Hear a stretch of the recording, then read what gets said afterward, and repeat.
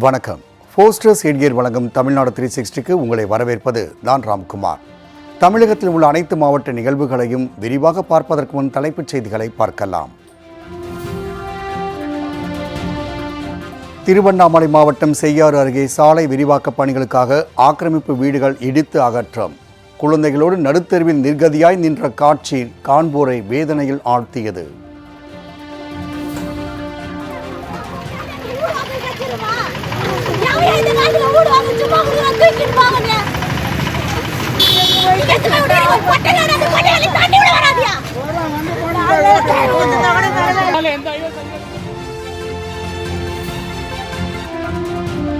சென்னை அடுத்த புழல் அருகே உள்ள திருமூலநாத சுவாமி கோவிலில் அன்னதான திட்டம். அறுசுவை உணவு வழங்க திட்டத்தை தொடங்கி வைத்தார் அமைச்சர் சேகர் பாபு.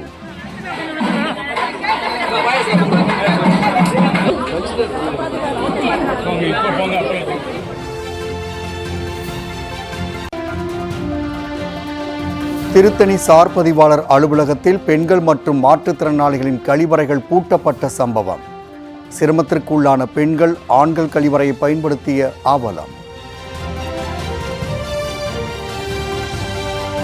வந்தவாசியில் தெருநாய்களுக்கு வெறிநாய் தடுப்பூசி.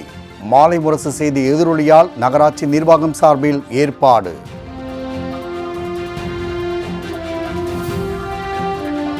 மாணவிகளோடு கலகலப்பாக கலந்துரையாடிய தஞ்சாவூர் மாவட்ட ஆட்சியர்.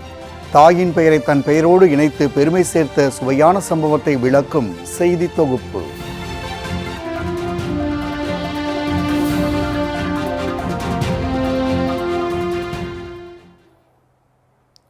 செய்யாறு அருகே சாலை விரிவாக்க பணிகளுக்காக சாலை ஓரத்தில் உள்ள ஆக்கிரமிப்பு வீடுகள் இடித்து அகற்றப்பட்டதால் அப்பகுதி மக்கள் அதிகாரிகளோடு வாக்குவாதத்தில் ஈடுபட்டனர். திருவண்ணாமலை மாவட்டம் செய்யாறு நகரில் அரசு கலைக்கல்லூரி முதல் கூட்டுறவு சர்க்கரை ஆலை வரை 4 வழிச்சாலையாக தரம் உயர்த்தும் பணி நடைபெற்று வருகிறது. இதில் ஞானமுருகன் பூண்டி பகுதியில் சாலையோர ஆக்கிரமிப்பு வீடுகளை காலி செய்யும்படி நெடுஞ்சாலைத்துறை மூலம் நோட்டீஸ் அளிக்கப்பட்டது. இதனையடுத்து அப்பகுதியை சேர்ந்த 70க்கும் மேற்பட்ட குடும்பத்தினர் தங்களுக்கு மாற்று இடம் வழங்க வேண்டும் என்று பல்வேறு கட்ட போராட்டங்களில் ஈடுபட்டு வந்தனர். இதில் தகுதியுள்ள நபர்களுக்கு வீட்டுமனை பட்டா வழங்கப்பட்டு ஆக்கிரமிப்புகளை அகற்றும் பணி நடைபெற்று வருகிறது. இந்நிலையில் அப்பகுதியில் ஜேசிபி வாகனத்தை கொண்டு நெடுஞ்சாலைத்துறையினர் மற்றும் வருவாய்த்துறையினர் ஆக்கிரமிப்பு வீடுகளை இடித்து அகற்றும் பணியில் ஈடுபட்டனர். அப்போது அப்பகுதி மக்கள் இதற்கு எதிர்ப்பு தெரிவித்து அதிகாரிகளோடு வாக்குவாதத்தில் ஈடுபட்டனர். அப்பகுதி மக்கள் குழந்தைகள் மற்றும் பொருட்களோடு நடுத்தெருவில் நின்ற காட்சி காண்போரை வேதனையில் ஆழ்த்தியது.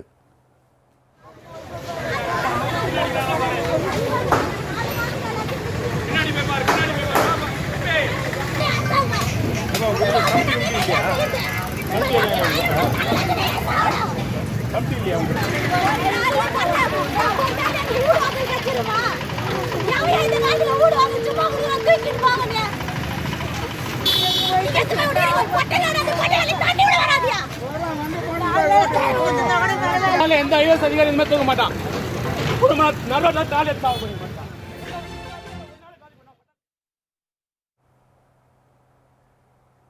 வந்தவாசியின் மாலை முரசு செய்திகள் எதிரொலியால் தெருநாய்களுக்கு வெறிநாய் தடுப்பூசி செலுத்தப்பட்டது. இதனால் அப்பகுதி மக்கள் மகிழ்ச்சியடைந்தனர்.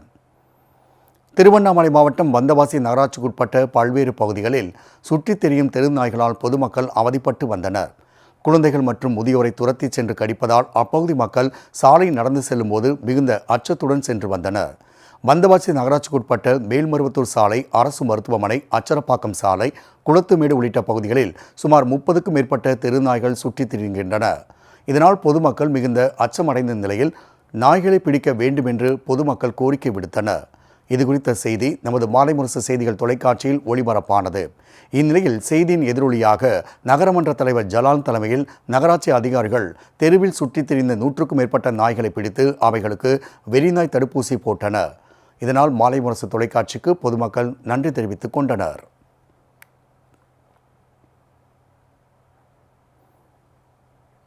திருத்தணி சார் பதிவாளர் அலுவலகத்தில் பெண்கள் மற்றும் மாற்றுத்திறனாளிகளின் கழிவறைகள் பூட்டப்பட்டதால் பெண்கள் அவதிக்குள்ளாகினர். திருவள்ளூர் மாவட்டம் திருத்தணி நகராட்சி காந்தி சாலையில் சார் பதிவாளர் அலுவலகம் செயல்பட்டு வருகிறது. இங்கு பத்திரப்பதிவு செய்ய நாள்தோறும் ஏராளமான மக்கள் மற்றும் பெண்கள் வந்து செல்கின்றனர். இப்படி வரும் ஆண்கள், பெண்கள் மற்றும் மாற்றுத்திறனாளிகளின் வசதிக்காக அலுவலகத்தின் பின்புறம் தனித்தனியாக கழிவறைகள் அமைக்கப்பட்டுள்ளன. இந்நிலையில் சார் பதிவாளர் அலுவலகத்தில் உள்ள பெண்கள் மற்றும் மாற்றுத்திறனாளிகளுக்கான கழிவறைகள் பூட்டப்பட்டிருந்ததால் அங்கு வந்த பெண்கள் மிகுந்த சிரமத்திற்குள்ளாகினர். இதுகுறித்து கேட்டபோது அதிகாரிகள் முறையாக பதிலளிக்காத நிலையில் ஆண்கள் கழிவறையை பெண்களும் பயன்படுத்த வேண்டிய சூழல் ஏற்பட்டது. இதில் மாற்றுத்திறனாளிகள் கடுமையாக பாதிப்படைந்தனர். கழிவறையை பூட்டி வைத்த அதிகாரிகள் மீது கடும் நடவடிக்கை எடுக்க வேண்டும் என பொதுமக்கள் வலியுறுத்தியுள்ளனர்.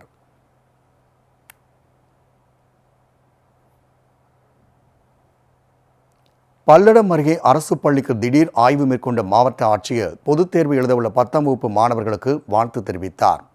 திருப்பூர் மாவட்டம் பூமலூர் ஊராட்சிக்குட்பட்ட பகுதிகளில் ஆட்சித்தலைவர் கிறிஸ்துராஜ் வட்டாட்சியர் மற்றும் அதிகாரிகளோடு திடீர் ஆய்வு மேற்கொண்டார். அங்கு 100 நாள் வேலை திட்ட பணி, அங்கன்வாடி மையம், அரசு உயர்நிலைப்பள்ளி ஆகிய பகுதிகளில் ஆய்வு மேற்கொண்ட அவர் நடுவேலம்பாளையம் அரசு உயர்நிலைப்பள்ளிக்கு சென்று திடீர் ஆய்வு மேற்கொண்டார். ஆட்சியர் திடீரென வந்ததால் பள்ளி வளாகம் பரபரப்பானது. மாணவர்களோடு உரையாடிய ஆட்சியர் பொதுத் தேர்வை சிறப்பாக எழுத 10ஆம் வகுப்பு மாணவர்களுக்கு வாழ்த்துக்களை தெரிவித்தார்.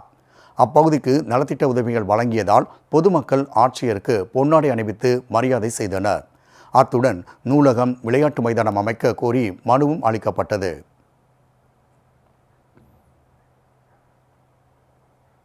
திருத்தணி அருகே அரசினர் பிற்படுத்தப்பட்டோர் மாணவர் விடுதியில் இரவு உணவை மாணவர்களை சமைத்து உண்ணும் வீடியோ வெளியாகியுள்ளது. திருவள்ளூர் மாவட்டம் திருத்தணியில் அரசினர் பிற்படுத்தப்பட்டோர் மாணவர் விடுதி அமைந்துள்ளது. இங்கு சுற்றுவட்டார கிராமங்களைச் சேர்ந்த 100க்கும் மேற்பட்ட மாணவர்கள் தங்கி அருகில் உள்ள திருத்தணி அரசு கலைக்கல்லூரியில் கல்வி பயின்று வருகின்றனர்.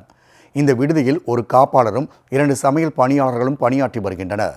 இந்நிலையில் கடந்த சில மாதங்களாகவே விடுதி காப்பாளர் மற்றும் சமையல் பணியாளர்கள் பணிக்கு சரிவர வருவதில்லை என்று புகார் எழுந்துள்ளது.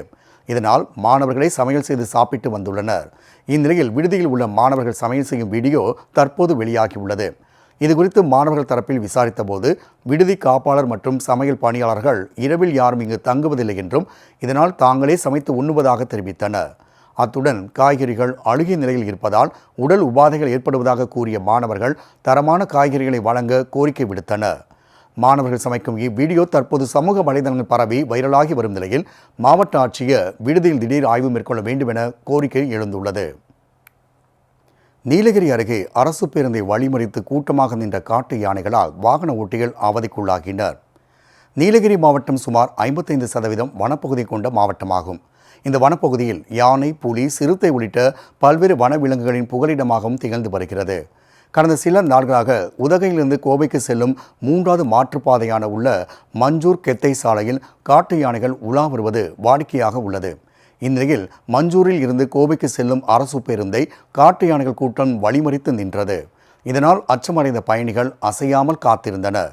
சுமார் அரை மணி நேரத்திற்கு மேலாக நின்ற யானைகள் பின்னர் ஒவ்வொன்றாக வனப்பகுதிக்குள் சென்றதை தொடர்ந்து அதன் பின்னரே பேருந்து அங்கிருந்து சென்றது. நீலகிரி மாவட்டத்தில் கிராம ஒற்றுமை உணர்த்தும் பில்லாஸ் பாப்பம் என்ற பண்டிகையை கோத்தர் பழங்குடியின மக்கள் கொண்டாடி மகிழ்ந்தனர். கோத்தகிரி அருகே உள்ள புது கோத்தகிரி கிராமத்தில் சுமார் 70 கோத்தர் பழங்குடியின குடும்பங்கள் வாழ்ந்து வருகின்றனர். இவர்களின் முக்கிய பண்டிகையான ஐநூர் அம்னூர் பண்டிகை கடந்த மாதம் கோத்தகிரி நேரு பூங்கா வளாகத்தில் உள்ள குலதெய்வ கோவிலில் சிறப்பாக நடைபெற்றது. இதேபோல கிராம மக்களின் ஒற்றுமை மற்றும் சகோதரத்துவத்தை மேம்படுத்தும் விதமாக 2 நாட்கள் நடைபெறும் பில்லாஸ் பப்பம் எனும் கில்லி விளையாடும் பண்டிகை கோத்தகிரி கிராமத்தில் தொடங்கியது. இதையொட்டி கிராம மக்கள் காலை 11 மணி முதல் மாலை 6 மணி வரை மைதானத்தில் விளையாடி ஆண்கள் அனைவரும் மீண்டும் கிராமத்திற்கு திரும்பி வந்தனர். தொடர்ந்து அவர்களுக்கு உணவளிக்கும் விதமாக கிராமத்தில் உள்ள அனைத்து வீடுகளிலும் பெண்கள் உணவை சமைத்து உரையிலையில் படைத்து வைத்திருந்தனர்.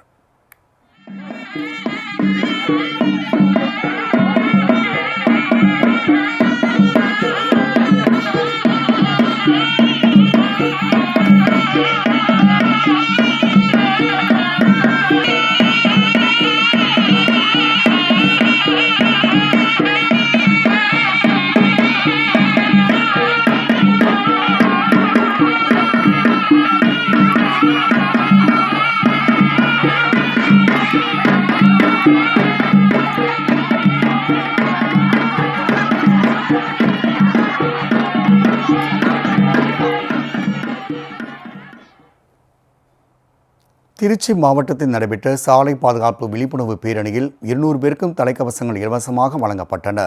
திருச்சி மாவட்டம் முசிறி கைகாட்டி பகுதியில் டவுன் லைன் சங்கத்தின் சார்பாக சாலை பாதுகாப்பு விழிப்புணர்வு பேரணி முசிறி டவுன் லைன் சங்க சாசன தலைவர் என்ஜினியர் அருள்வேல் தலைமையில் நடைபெற்றது.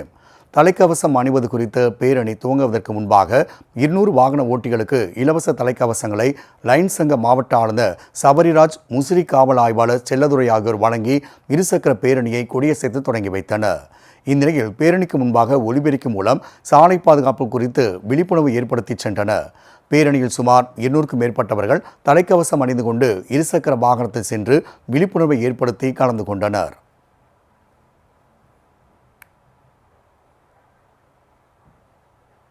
புழல் அருகே உள்ள திருமூலநாத சுவாமி கோவிலில் அன்னதான திட்டத்தை அமைச்சர் சேகர்பாபு தொடங்கி வைத்தார்.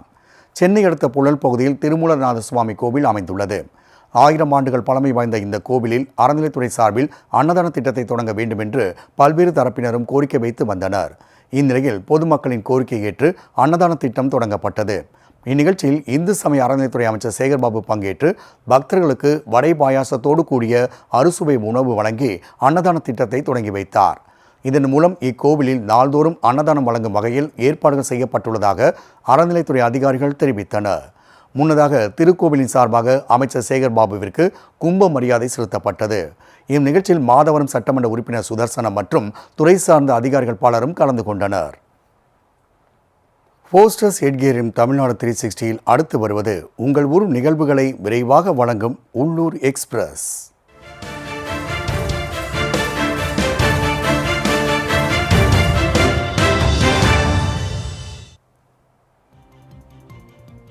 ராமநாதபுரம் மாவட்டம் வெளிப்பட்டினம் ஆதி ரத்தினேஸ்வரர் கோவில் அருகே 160 ஆண்டு பழமையான ஆலமரம் உள்ளது.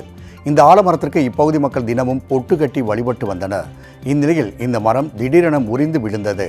அந்நேரத்தில் 50 வயது மதிக்கத்தக்க பெண் ஒருவர் சென்ற நிலையில் அவர் நல்வாய்ப்பாக அவர் மீது மரக்களை மட்டும் விழுந்ததால் லேசான காயத்தோடு உயிர் தப்பினார். மரம் முறிந்து விழுந்ததில் மின்கம்பம் முறிந்ததால் அப்பகுதியில் மின் இணைப்பு துண்டிக்கப்பட்டது. அத்துடன் சாலையோரம் நிறுத்தப்பட்டிருந்த 4 சக்கர வாகனங்கள் சேதமடைந்தன. மேலும் பள்ளி முடிவதற்கு அரை மணி நேரம் முன்னதாக மரம் விழுந்ததால் பெரும் அசம்பாவிதம் தவிர்க்கப்பட்டுள்ளது. மரத்தை வெட்டி அகற்றும் பணியில் தீயணைப்புத் துறையினர் ஈடுபட்டனர். தருமபுரி அருகே பெரும்பாலை அருகே ஆலமரத்தூர் கிராமத்தில் ஓங்காளியம்மன் தீமிதி திருவிழா வெகு விமர்சையாக நடைபெற்றது. இந்நிலையில் 15 நாட்கள் அம்மனை கொலுவில் வைத்து சிறப்பு பூஜை செய்து 5 ஊர் பொதுமக்கள் ரோனிப்பட்டி நாகாவதி ஆற்றங்கரையிலிருந்து சுமார் 2 கிலோமீட்டர் தூரம் பம்பை மற்றும் மேளதாளம் முழங்க ஊர்வலமாக எடுத்துச் சென்றனர். பின்னர் கோவில் முன் அமைக்கப்பட்டிருந்த சுமார் 20 அடி நீள குண்டத்தில் அலகு குத்தியும் ஏராளமான பெண்கள் மற்றும் பொதுமக்கள் குழந்தைகளோடு தீமிதித்து தங்கள் நேர்த்திக்கடனை செலுத்தினர். மேலும் இதில் 5 ஊர் பொதுமக்கள் கலந்து கொண்டு அம்மனை தரிசனம் செய்தனர்.